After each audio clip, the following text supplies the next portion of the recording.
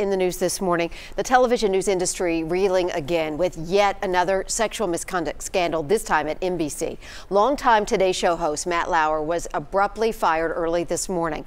Lauer becomes the third major network anchor to lose his job recently as part of a sexual scandal. Hinadoba has the latest. NBC News Today Show host Matt Lauer is the latest high-profile man to lose his job because of accusations of inappropriate behavior. In a statement, NBC News chief Andy Lack said, quote, "On Monday night, we received a detailed complaint from a colleague about inappropriate sexual behavior in the workplace."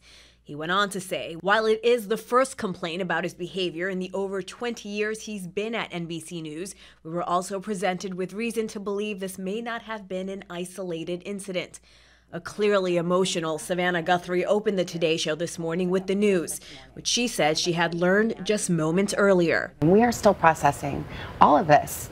You know, for the moment, all we can say is that we are heartbroken. I'm heartbroken for Matt. He is my dear, dear friend and my partner, and he is beloved by many, many people here.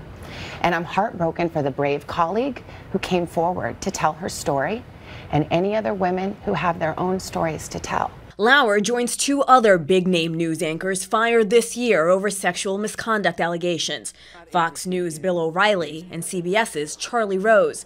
Rose's colleagues on CBS This Morning are among those weighing in on this current scandal. I look at that picture and I have a sickening feeling of deja vu, certainly because we're dealing with our own situation here, but it does send the message and shows that you are not too big to fall. Lauer became co-host of the Today Show in 1997, replacing then longtime anchor Bryant Gumbel. Hinadoba, CBS News. And the man accused of being Tampa's serial killer was holding down a normal job at the local McDonald's, but now he's behind bars.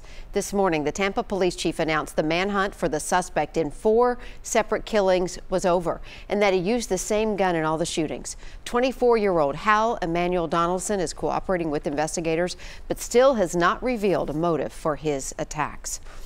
And back here, a big fire in Williamson County may have been caused by heat lamp. Sky 5 was overhead as crews battled the blaze in Fairview on Sleepy Hollow Road. One firefighter is recovering from some minor injuries. The family managed to escape, and the Red Cross is helping them with a place to stay. 2 guys busted for more than 6 pounds of cocaine, reportedly hidden under a back seat. Officers pulled over the driver for tailgating along I-40. 19-year-old Magana Denver and 22-year-old Jesus Osvaldo Nuno are facing drug charges now. That pair was traveling from Texas to Ohio. And North Korea now claims it has a missile that could reach anywhere in the U.S., including Washington, D.C. The rogue nation launched its newest and longest range ballistic missile last night. And today, the United Nations Security Council is holding an emergency meeting to discuss what steps should be taken next. And here's a bizarre theft people are still talking about. A couple with a child walked into a pet store, and then they walked out with a stolen parrot stuffed in a purse. So take a look at these surveillance photos from Animal City of Murfreesboro. Apparently, the woman shoved a baby lorikeet in her bag, then walked out without paying for it. And this is no ordinary bird. Lorikeets cost more than $1,000.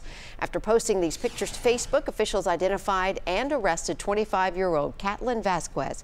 They're still looking for her accomplice. As for the lorikeet, it's now safe back at the pet store. The coaching carousel drama at Rocky Top continues. Another high-profile coach has passed on the job. The University of Tennessee offered Oklahoma State's Mike Gundy a 6-year, $42 million deal. That would have made him one of the highest-paid coaches in college football. But last night, Gundy turned it down to stay at his alma mater. He tweeted out, "Cowboy for life, #GoPokes." So now it's back to square one again for the Volunteers.